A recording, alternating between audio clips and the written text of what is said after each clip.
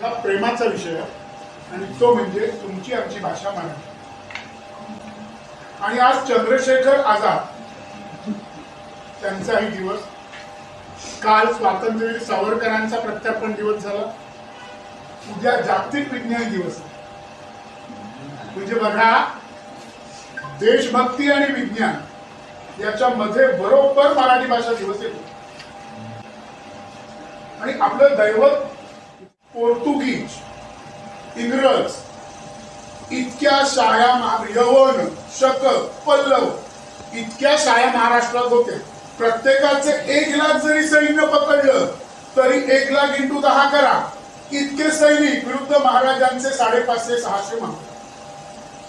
तरी महाराजांनी स्वराज्य मिळवलं. ही महाराजांची ताकद. तुमच्या प्रमुखच नाही, ती मराठी म्हणजे मराठी असं म्हणतो. तर सगळ्या मराठीच भाषा आहे. तशा भाषा म्हटलं तर 4,500-5,000 भाषा येतात. आपली मराठी भाषा ही अभिजात भाषा आहे. आता हिचा समजा प्रश्न असेल तर अभिजात भाषा म्हणजे काय?